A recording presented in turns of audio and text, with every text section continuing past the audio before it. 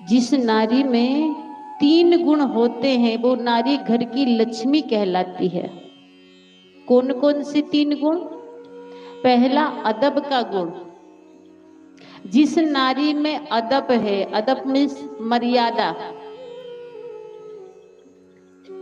कितनी ही आभूषण से महिला सजी हो, 16 श्रृंगार की हो, पर मर्यादा ना हो, सील ना हो, अदब ना हो, तो वो नारी सुशोभायमान नहीं होती।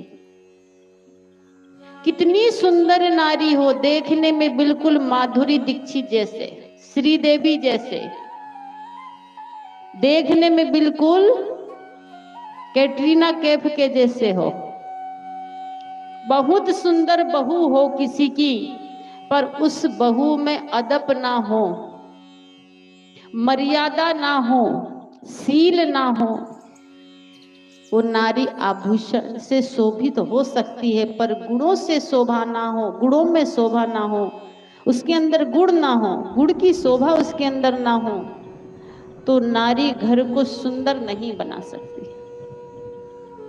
बहुत हमारी माता बहनें होती हैं, अधिकतर चेहरे को सुंदर बनाने में ज्यादा ध्यान देती है। चेहरा में कौन कलर का लिपस्टिक बढ़िया लगेगा, कौन कलर का काजल बढ़िया लगेगा, कौन कलर का पाउडर बढ़िया लगेगा, कौन कौन क्रीम लगाएं, फेयर लवली लगाएं कि पॉन्ड्स लगाएं, कौन सा लगाएं कि चेहरा बढ़िया लगे। पर चेहरे की सुंदरता थोड़ी देर के लिए होती है, 1 घंटा 2 घंटा 3 घंटा, और मुंह हाथ धुलिए तो सारा पाउडर क्रीम साफ।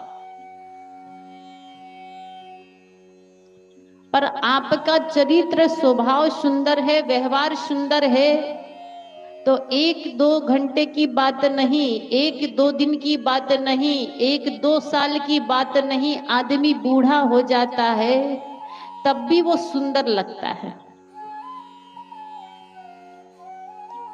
इसलिए बाहर के रूप को नहीं, अंदर के स्वरूप को सजाइए।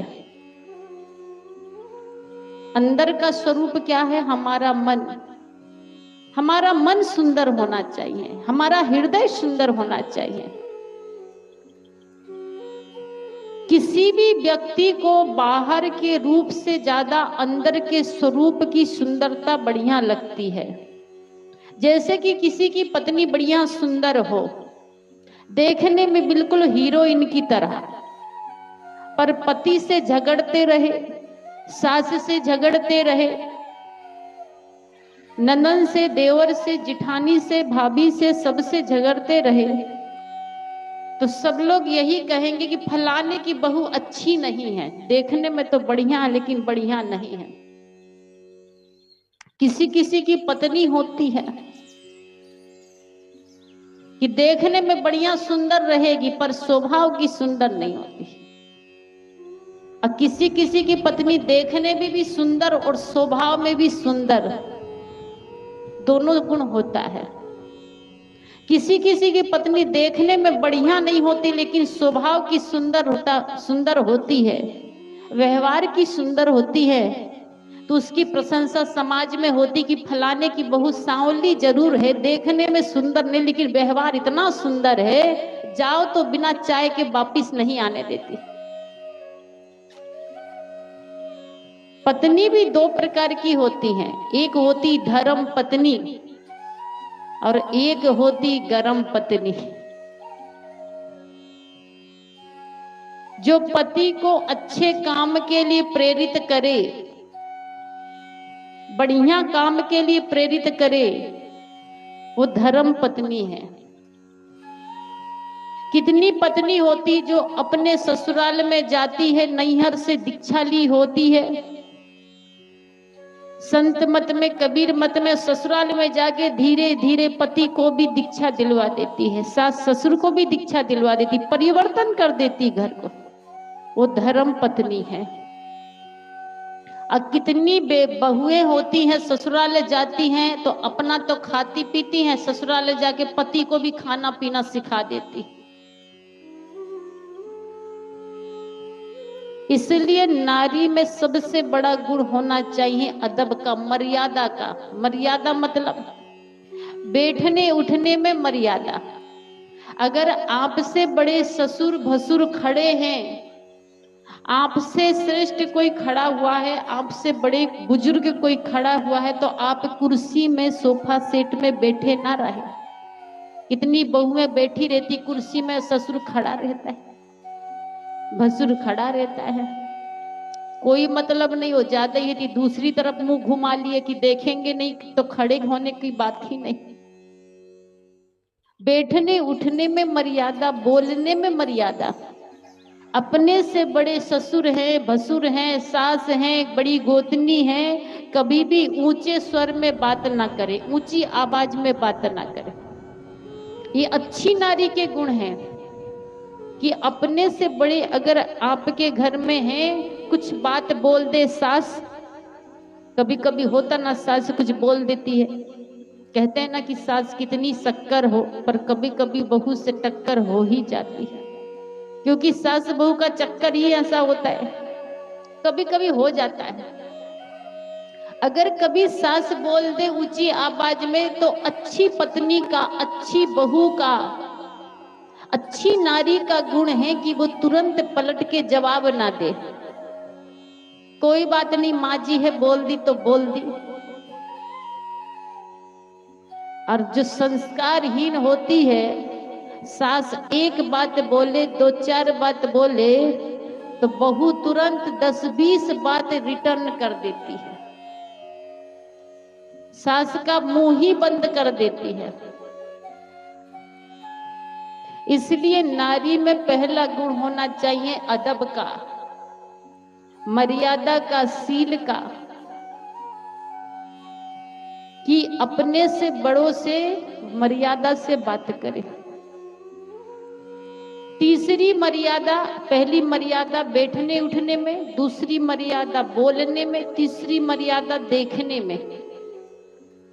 हर नारी का धर्म है, जिनकी शादी हो गई है, वो अपने पति के अलावा पर पुरुष की तरफ निगाहें उठाकर देखे तो पर पुरुष को, दूसरे के पुरुष को भाई, बेटा और पिता के तुल्य देखे।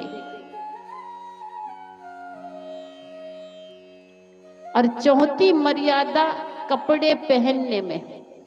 मैं अक्सर मंच से कहा करती हूं कि आजकल का फैशन का जमाना है, फैशन के जमाने में कपड़े की कोई गारंटी नहीं। कपड़े पहनने में महिलाएं मर्यादा का ध्यान रखें। कपड़ा तन को ढकने के लिए होता है, तन को दिखाने के लिए नहीं होता है। पर आज फैशन के जमाने में बेटियां बड़ी होते जा रही हैं, कपड़ा छोटे होते जा रहा है। दुपट्टा का तो कोई रोल ही नहीं है। हमारे समय में दुपट्टा ओढ़ के घर से बाहर निकलते थे। अब tight jeans, tight T-shirt चल गया है, तो उसमें दुपट्टा कहां से डालेंगे। कपड़ा आप तन को ढककर बाहर निकलिएगा तो किसी की निगाह, किसी की भावना खराब नहीं होगी। आप गलत कपड़ा पहन के चलेंगे, आधे आधे कपड़े पहनेंगे, फटे टूटे कपड़ा पहनेंगे, अंग प्रदर्शन वाले कपड़ा पहनेंगे, तो जरूर किसी ना किसी बेटा की, भाई की निगाहें खराब हो सकती, भावना खराब हो सकती है।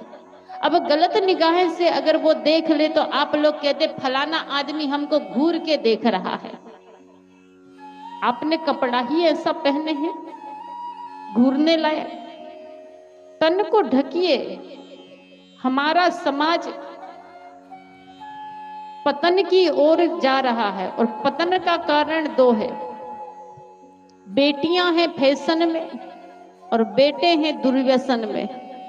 माँ बाप हैं टेंशन में। बेटियां हैं फैशन में, मैचिंग का जमाना, जैसी साड़ी वैसा ब्लाउज, वैसी चूड़ी वैसा बिंदी, और वैसी ही लिपस्टिक भी, सैंडल भी, पर्स भी, नेल पेंट भी, सर से लेके पैर तक महिलाएं चाहती कि हमारा पूरा मैचिंग होना चाहिए। फैशन का जमाना, पूरा मैचिंग चाहते। पर बाहर जितनी मैचिंग कर लीजिए आप, सर से लेके पैर तक मैचिंग कर लीजिए, लेकिन जब तक मन मैच नहीं करेगा पति पत्नी का, सास बहू का, देवरानी जिठानी का, तब तक ये बाहर की मैचिंग से खुशी मिलने वाली नहीं है। बाहर मैचिंग करते हैं अच्छी बात है, पर कभी कभी अंदर की भी मैचिंग कर लिया करो। सास के मन में अपना मन मिला दिया करो, पति के मन में अपना मन मिला दिया करो, गोतनी के मन से अपना मन कभी कभी मिला लिया करो। क्योंकि जब तक अंदर की मैचिंग नहीं होगा, मन नहीं मिलेगा, तब तक सुख शांति जीवन में आने वाली नहीं है। इसलिए कपड़े पहनने में मर्यादा रखिए। विदेश की नकल कर रही हैं हमारी गांव शहर की लड़कियां। जैसे विदेश में कपड़ा पहना जाता था, पहना जाता है, वैसे आज हमारी बड़े बड़े सिटी शहर की लड़कियां पहनती है। और शहर की लड़कियों की नकल कर रही गांव देहात की लड़कियां। शहर की लड़की जैसे कपड़ा पहनेगी, गांव देहात में भी लड़कियां वैसे कपड़ा पहनती हैं। और सबसे बड़ा बात है, शहर की और गांव की छोड़ दीजिए, टीवी सबसे बड़ा गुरु बन गया, मोबाइल सबसे बड़ा गुरु बन गया। उसी से नकल करने लगती, उसी से देखने लगती। टीवी में कौन हीरोइन ने कौन कपड़ा पहना है, कौन ड्रेस पहना है, कौन कटिंग का ब्लाउज है, महिलाएं भी उसी कटिंग का ब्लाउज करवाने लगती हैं। और हमारे भाई लोग भी फैशन से दूर नहीं है। आज पहले सुनते थे कि जेंट्स महिला ब्यूटी पार्लर, पहले लेडीज ब्यूटी पार्लर चलता था। आजकल शहरों में जाइए तो जेंट्स ब्यूटी पार्लर होता है कि नहीं, चौसा में भी मिल जाएगा। पुरुषों को भी ब्यूटी पार्लर जाने का शौक। अब वहां पर क्या कराते हैं, बाल कटिंग ऐसे कराएंगे, किसको देख के, हीरो को देख के। जैसे हीरो बाल कटाया है वैसे सब आदमी अपना भी हेयर स्टाइल रखता है। एक आदमी को देखे हम कि बाल की कटिंग कराया था, इधर के बाल साफ, इधर के बाल साफ, बीच में कुछ बाल थे और बाल पूरा उलट दिया गया था। लग रहा था घोंसला की तरह, चिड़िया अंडा दे तो हिलेगा डुलेगा नहीं। फैशन है ये। सारे बाल साफ करवा दिए, बीच में इतनी जगह बाल ऊपर में थोड़ा सा रख लिए। कहा किसकी नकल किए, कहा आमिर खान ऐसे बाल की कटिंग कराया तो हम भी करवाए। हीरो को देख के बाल कटवाते हैं, हीरोइन को देख के हम नकल करते हैं कि हीरोइन कौन कपड़ा पहनी है, कौन ड्रेस पहनी है।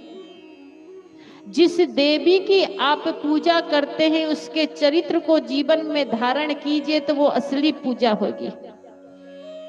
पर ऐसा नहीं करती महिलाएं। पूजा करेगी देवी का और नकल करेगी श्री देवी का, कल्याण होगा जी। जिस देवी की पूजा करते, काश उसकी नकल हमारे जीवन में हो जाए तो हम भी देवी से कम न बने। आप लोग ही दुर्गा है, आप लोग ही लक्ष्मी हो, आप लोग ही सरस्वती हो, पर आप लोग नकल गलत लोगों की कर करके गलत बन गए हैं। ये गलत नकल करना छोड़ दीजिए। नकल से नहीं, अकल से जियो।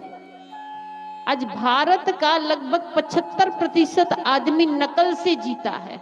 कैसे जीता नकल से? सुबह उठता है तो सबसे पहले कोलगेट करता है। कोलगेट क्यों करता है? क्योंकि 100 बार टीवी में कोलगेट का एडवर्टाइज देखता है। और कोलगेट अमेरिका का सबसे घटिया टूथपेस्ट है, सबसे घटिया। अमेरिका सबसे घटिया टूथपेस्ट कोलगेट को मानती है और यहाँ इंडिया से 250 रुपये का एक दतून खरीद के करती है।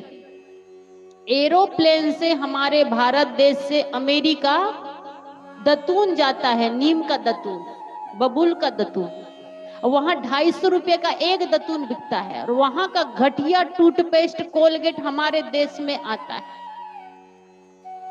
क्योंकि हमको नकल में जीने की आदत बन गई है। और दूसरा नकल, जब नहाएंगे तो लाइफ बॉय साबुन, क्योंकि 1000 बार लाइफ बॉय साबुन का विज्ञापन टीवी में देखते हैं। विदेश में लाइफ बॉय कुत्ता को नहलाने वाली साबुन होती है। हमारे देश का आदमी बड़े प्रेम से लाइफ बॉय से नहाते हैं। तीसरी बात, फिर नहा के जैसे ही निकले तो फेयर एंड लवली लगाएंगे। 7 दिनों में, 7 हफ्तों में बिल्कुल सोना चांदी जैसे निखार। एक बार की बात है, जब राजू दीक्षित जी जिंदा थे, उन्होंने मजेदार बात बताई थी कि एक बार एक आदमी, काला आदमी, एकदम काला, और टीवी देख रहा था। तो टीवी में फेयर एंड लवली का एडवर्टाइज चल रहा था, विज्ञापन।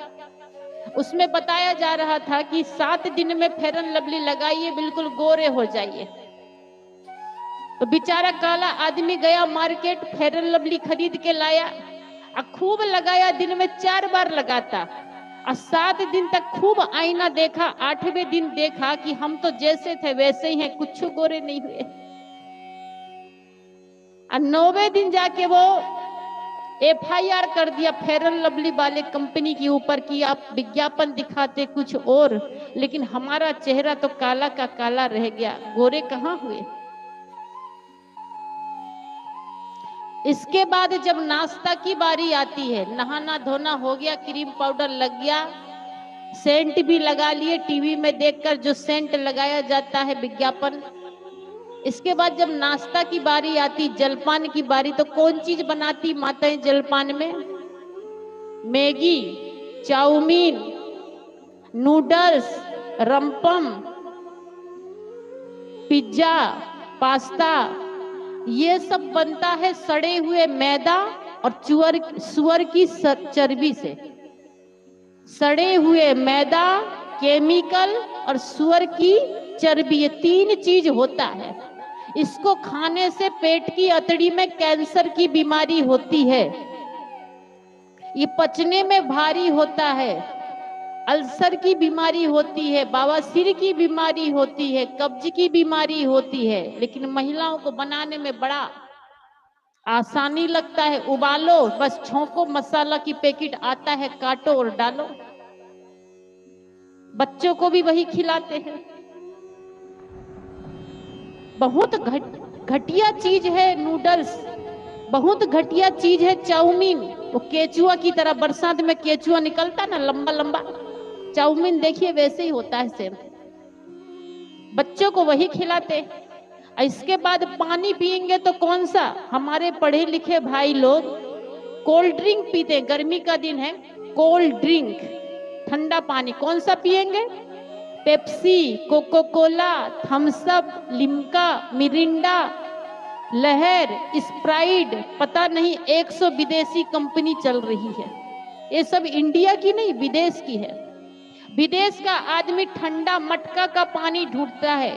मटका का पानी एक औषधि है। अगर मटका में पानी रख दिया जाए और उसको पिया जाए तो उससे कई प्रकार की बीमारी होती, जिसको एसिडिटी बनती, खट्टी डकार आती है। जिसका पित्त बढ़ गया है, मटके का पानी पीजिए। फ्रिज का पानी कभी मत पीजिए। फ्रिज का पानी पीने से आंतें सिकुड़ जाती है, कब्ज की बीमारी होती है, बवासीर की बीमारी होती है। बहुत भाई लोग हैं फ्रिज का पानी पीते हैं। आपका पहला सुख निरोगी काया, शरीर स्वस्थ रहेगा तब सब काम होगा, और शरीर स्वस्थ नहीं है तो कुछ काम नहीं होगा। तो खाना पीना ठीक होना चाहिए। कभी भी पीना है तो गन्ने का जूस पीजिए। इसीलिए किसी ने बड़ा सुंदर कहा है, पेप्सी बोली सुन कोको कोला, भारत का लोग है बड़ा भोला। विदेश से मैं आई हूँ, अपने साथ में मौत को लाई हूँ। लहर नहीं मैं जहर हूँ, किडनी और गुर्दों में गिरता कहर हूँ। सो छोड़ो नकल, अब अकल पर जियो, जो कुछ पियो संभल कर पियो। आप जो पेप्सी पीते हैं, Coca Cola, Mirinda, Limca, Sprite, Thums Up, जितने कोल्ड ड्रिंक पीते हैं वो सब किडनी और लीवर को डैमेज करते हैं, क्योंकि इसमें 2 ही चीज होता है। उसमें होता है सोडा और केमिकल, और कई दिन तक वो प्लास्टिक की बोतल में भरा होता है। प्लास्टिक की बोतल में ज्यादा दिन पानी भरा रहता है तो वो कैंसर का कारण बनता है, क्योंकि प्लास्टिक हानिकारक केमिकल को छोड़ता है। अगर आप 1 महीना या 6 महीना तक पानी भर के रखिए प्लास्टिक की बोतल में, और प्लास्टिक के बोतल वाला पानी पीजिए, तो कैंसर की बीमारी होने की संभावना हो सकती, क्योंकि प्लास्टिक फाइबर जो है वो स्वास्थ्य के लिए हानिकारक है।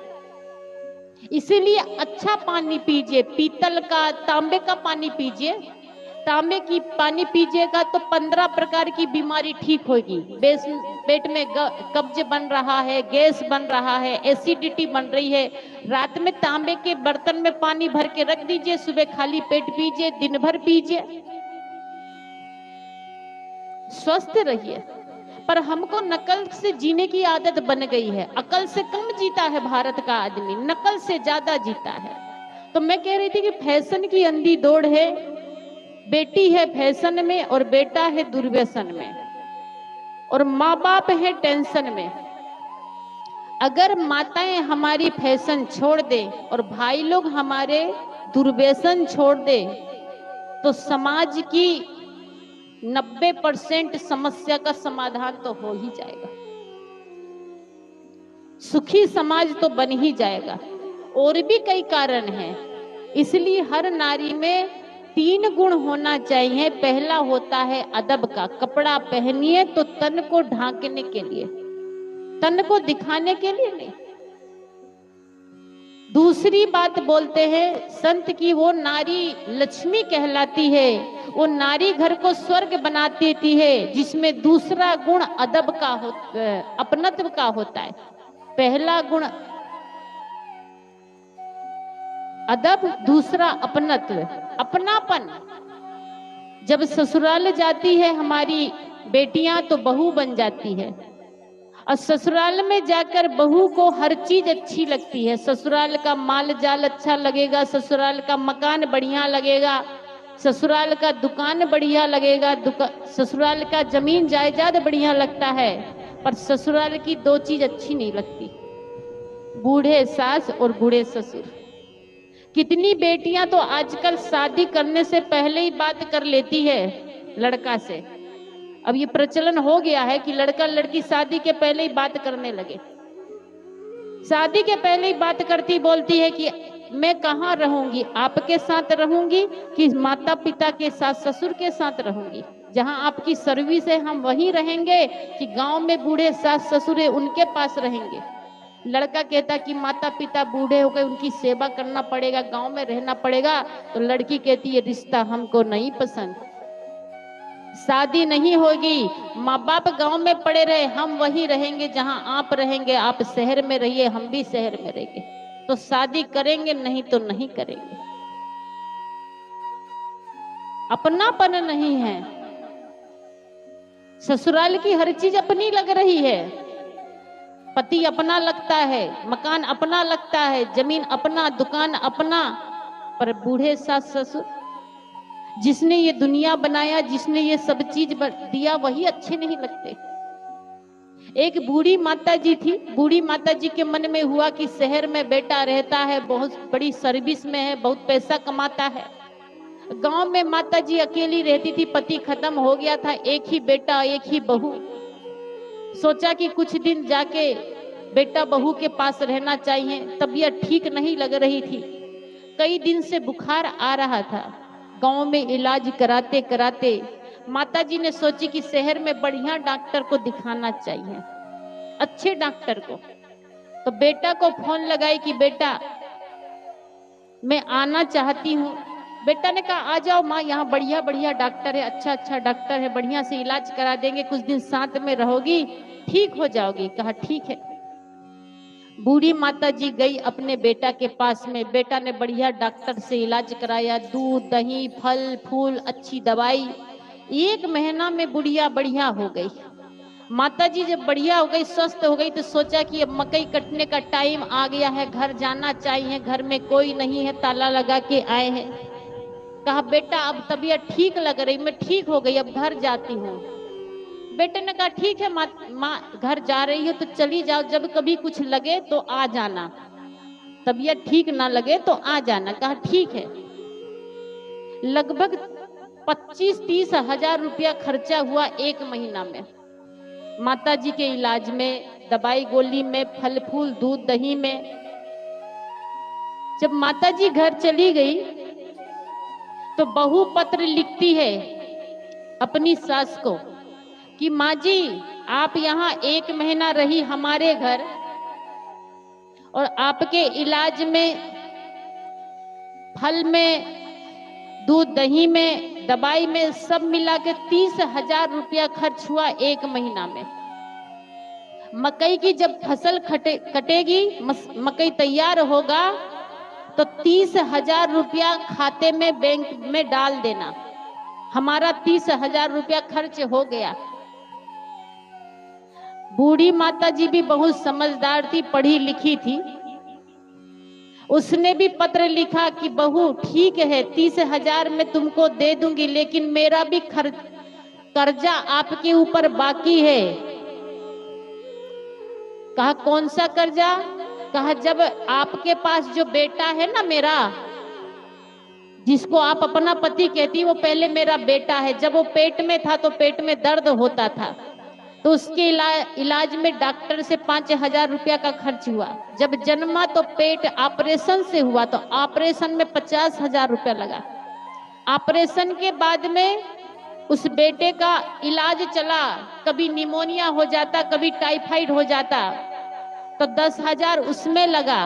जब वो 5 साल का हुआ तो उसको मैंने कॉन्वेंट स्कूल में, प्राइवेट स्कूल में पढ़ाया। हर महीना 6 हजार फीस था। साल का सोच लेना कितना लगा। अब 20 साल उसको पढ़ाया लिखाया। अब 25 साल का हुआ तो शादी विवाह में खर्च हुआ। कुल मिला के अभी तक मेरा उस लड़के के पीछे 20 लाख रुपया खर्च हो चुका है। एक काम करना, तुम अपना 30 हजार काट लेना, अब 20 लाख मुझे मेरे खाते में डाल देना।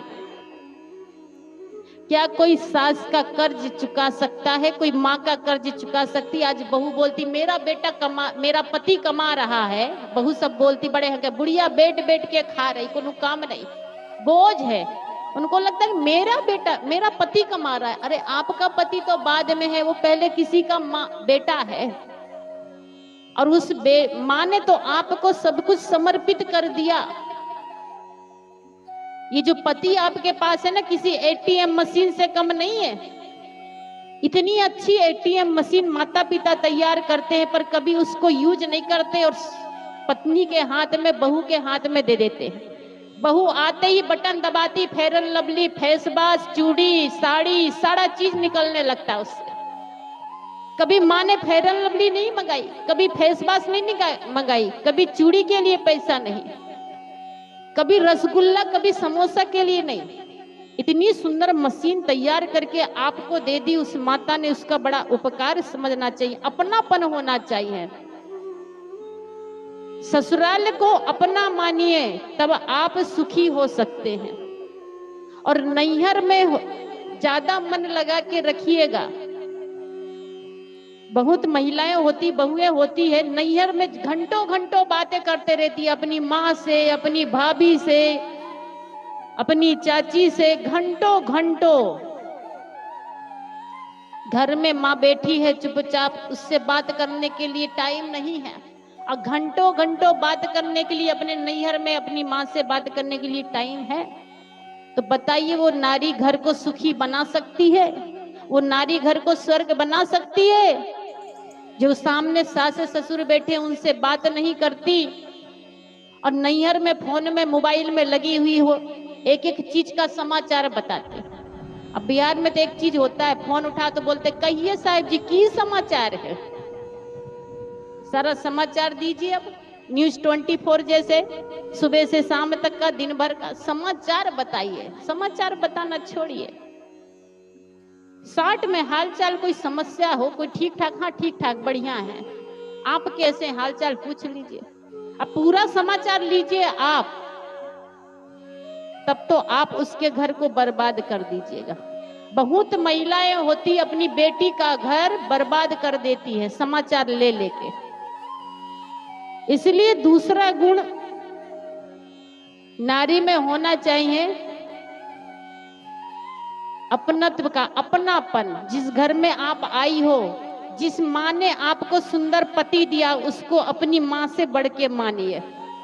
सम्मान कीजिए, सेवा कीजिए, प्रेम से बात कीजिए, गाल फुला के मत रहिए। बहुत महिलाएं होती, बहू होती, गाल फुला के रहती, सास को तो देखना ही नहीं चाहती। ऐसा स्वभाव मत बनाइए। बहुत बड़ा त्याग की, आपकी माँ ने त्याग की है, आपको विदा की है, तो इस माँ ने भी त्याग की है। इस माँ का त्याग को भी समझिए। तो नारी वही महान है जिसमें 3 गुण होता है: अदब, अपनत और आहुति। त्याग की भावना, स्वार्थ की भावना नहीं। बहुत महिला होती, 2 बेटा हैं, किसी माँ को शादी हुई, दोनों महिला अपने अपने स्वार्थ में पड़ जाती, दोनों गोतनी, और घर को 2 टुकड़ा कर देती। आंगन में टाटी, दरवाजे में टाटी, टाटी में टाटी लगा के जीती। अब बेचारे सास ससुर देखते रहते, हम किधर जाएं, इधर जाएं कि इधर जाएं। कई बार तो अकेले पड़ जाते हैं। इसलिए त्याग की भावना होना चाहिए, स्वार्थ की भावना नहीं होना चाहिए। आंगन बड़ा बड़ा हो, दरवाजा बड़ा बड़ा हो, टाटी लगा के क्या जीना। जिसके अंदर कपट की टाटी होती ना, वही बाहर टाटी लगाता है। जिसका मन साफ है, जिसके मन में कपट नहीं है, स्वार्थ नहीं है, उस घर में कभी भाई भाई में, देवरानी जिठानी में टाटी नहीं लगती, दीवार नहीं उठती। तो घर को स्वर्ग बनाने में हमारी लक्ष्मी माता बहनों का हाथ होता है। थोड़ा आप संस्कारवान बनिए, गुणवान बनिए और घर को सुंदर बनाइए। मेरा समय पूरा हो गया, कुछ ओवर भी हो गया। अपनी वाणी को यहीं पर विराम देती हूँ। बोलिए सद्गुरुदेव।